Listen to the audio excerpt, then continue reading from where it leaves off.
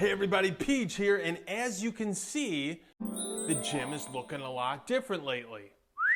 A full gym renovation is underway and we have several projects to execute along the way. Now, today's episode will focus on one of those projects. Home gym flooring using horse stall mats. Now, as you can see, I've recently installed 4-foot by 6-foot, 3/4 inch thick horse stall mats throughout my gym. And I love the look of them, I love the durability, and I love the cheap price tag. Now, to install your own horse stall mats, I recommend my PANIS method. The acronym PANIS stands for Plan, Acquire, Neutralize, Install, and Secure. And I'm going to take you through this entire PANIS process right now. All right, the first phase of the PANIS process is planning. Now, to plan, we must first accurately measure the dimensions of the home gym, and then we can take those measurements over to a program like Microsoft Visio, where we can drag the shapes with specified dimensions and then place the 4x6 mats in that space. Now, if you don't want to spring for the Visio license, there are some free alternatives out there that I will list for you in the Horse Stall Mat article over at DIYfitnessclub.com. Now, the primary purpose of doing this in a program like Visio is that you can easily experiment with different mat orientations, meaning landscape or vertical, different alignment patterns, meaning completely aligned or staggered, all in the pursuit of easily determining how many mats you'll need, which layout and alignment pattern will look best in your gym, and estimating the level of effort by determining how many mats you'll need to cut. All right, the second phase of the PANIS process is acquire. Now, these mats can be bought at any local feed or livestock store. I bought mine at Tractor Supply Company.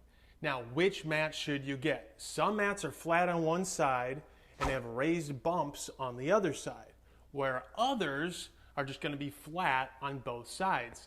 And there's a third option out there with a diamond pattern on one or both sides. Okay, so which kind do you get? Well, I would get this kind. Flat on one side, bumps on the other. Why is that? Well, number one, I see no good reason not to have a flat surface on top. I don't want my feet or my equipment on an uneven surface. And the bumps, well, if water ever gets underneath the mat, this does provide some degree of ventilation, which could help mitigate mold growth. Now, despite the Tractor Supply Company's website having only one picture, it's this kind, each location of a Tractor Supply Company is going to sell different mats. So, before you order online or drive to your local Tractor Supply Company, call ahead and ensure that they have the kind of mat you want in stock. Now, another consideration that you should think of is, how am I going to get them home? If you drive a Prius, you're not going to be able to haul that many home. I have a Honda Odyssey, and with the seats removed, I had no problem. The 4x6 mats fit in there perfectly. Now, if this is a concern for you, pay the delivery fee and have Tractor Supply deliver them to you if that service is available in your area. Further, Tractor Supply Company also provides curbside pickup. So, if you elect curbside pickup or delivery, I would greatly appreciate it if you would purchase using my Tractor Supply Company affiliate link down in the video description below. Shopping via this link costs you nothing extra and it helps support the channel. Now, this is how it went down when I picked up my mats. All right, so we are at Tractor Supply Company and I just walked up to the cashier. She scanned a barcode and then told me to go park out by the fenced in area. Then a guy with a forklift came out, pulled all the stall mats out, and helped me load my vehicle. It was all over in about 10 minutes, okay? So it was pretty smooth. And this is what the vehicle looks like now. We got 10 stall mats in there. So we'll see how stinky this is once we close all these windows and doors on the drive home. All right, so we've been driving for about 15 minutes now with the windows closed, and what is the verdict? Do these mats stink to high heaven? Well, no, Actually, it's not as bad as I thought it was going to be. There's definitely an odor, but it's really not that bad. But despite it not being that bad, we're still going to go home and we are going to start the process of making these mats stink less. All right, so we have 9 of 10 mats unloaded. I'm going to do the last one right now. Let me show you how I unload them. So you're going to want to use a hand truck. Now this hand truck has wheels down here, obviously, but it also has wheels right here, which means this can lay flat, and this is going to make everything way easier. So we're going to pull this out and then just put it on the hand truck and then fold it. Okay? And now we are going to transport this to the backyard.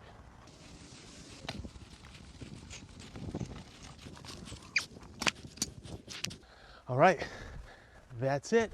And now we begin the process of making these fumes go away. All right, phase 3 of the PANIS process, neutralizing the odor. Now this is one of the most important phases of the PANIS process.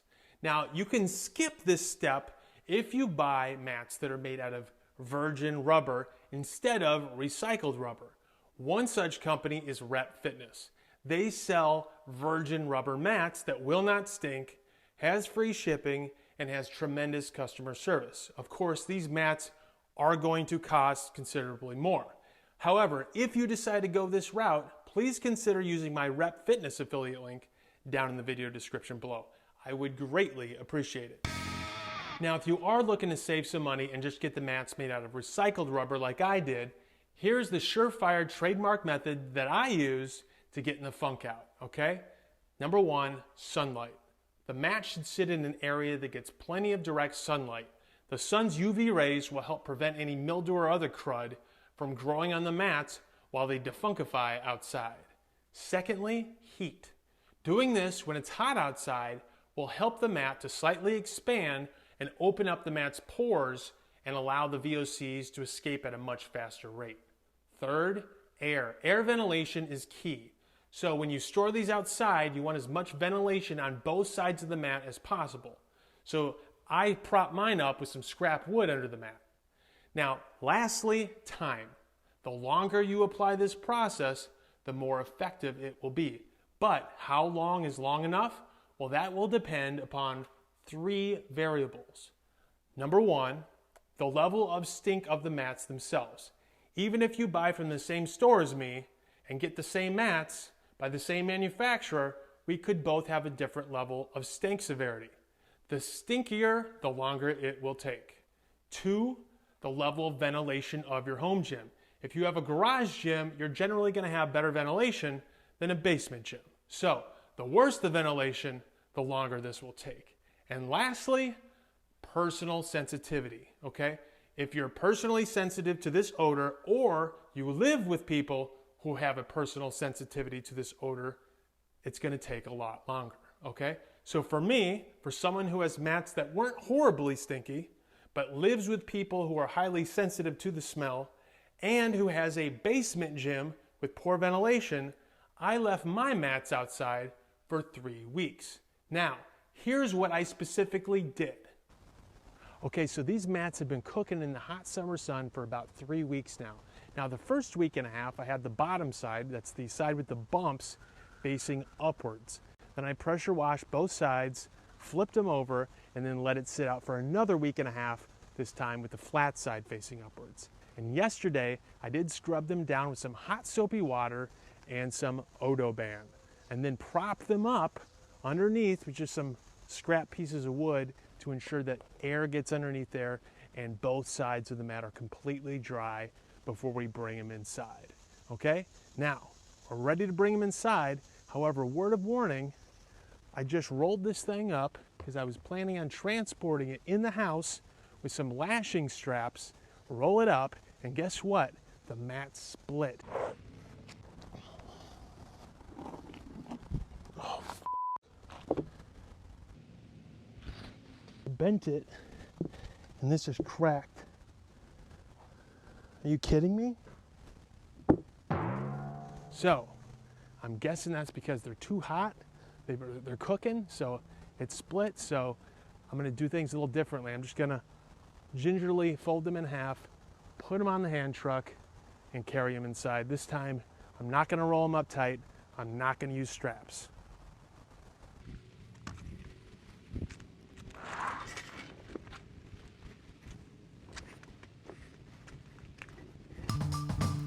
All right, we got all the mats carried down to the basement, and now it's time for installation. So I've already started laying out my mats here. Now some of them are gonna require no cutting, some of them will require cutting. So let me show you how I cut my mats.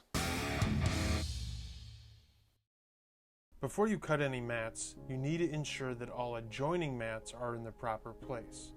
If they're not snug against their adjoining mats or the wall, then the mat you are about to cut will not be properly sized. To nudge these adjoining mats into place, I just give it a few good whacks with a rubber mallet. Then we need to measure the gap where your new mat is going to be placed. If the mat is going to be along an edge, such as a wall, that is not perfectly square, you need to take 2 measurements. So, here I am taking my first measurement from the edge of the adjoining mat to the wall, and then I will do the same at the other end. Then you take the mat you are going to cut and use a tape measure, measure the first length that we measured, and mark it with a Sharpie. Then do the same on the other end with the second length that we measured. Then take a chalk line and connect the 2 marks that you made with the Sharpie and snap the line. Now I have the perfect marking for where I'm going to cut. Then take a straight edge and place it against the chalk line.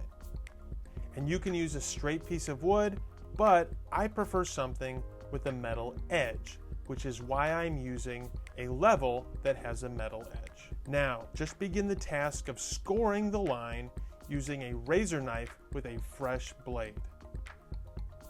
Score the mat the entire length that you wish to cut. This will be tedious, but go slow and you will have terrific results. Place a large cylinder directly underneath the scored line. I'm using a rolled up scrap piece of carpet, but you could also use a large pipe or other cylinder. This cylinder will greatly help you cut all the way through the mat by having the weight of the mat helping spread out the newly created seam. And there you have it.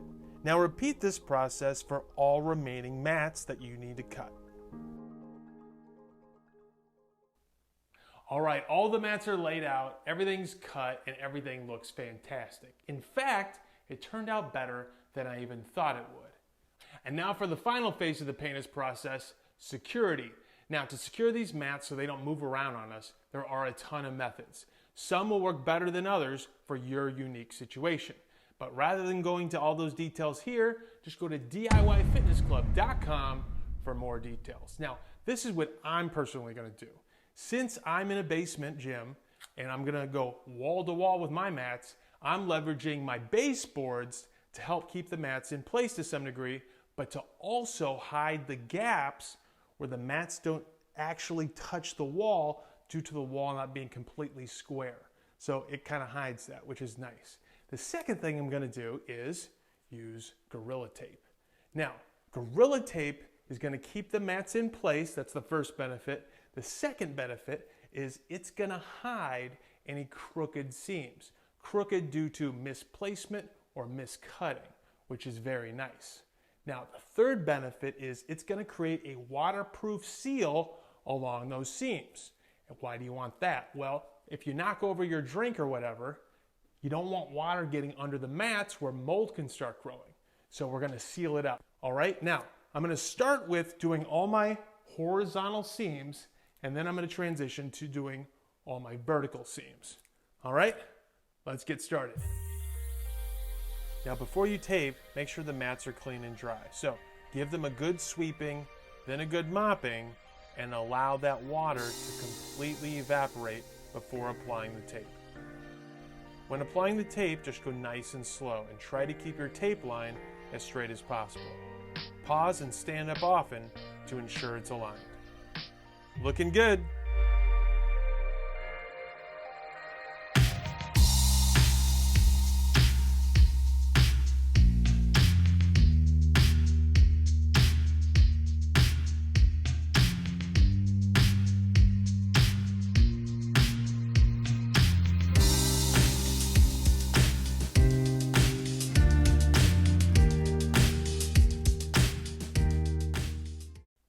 All right, horse stall mats, a great addition to any home gym.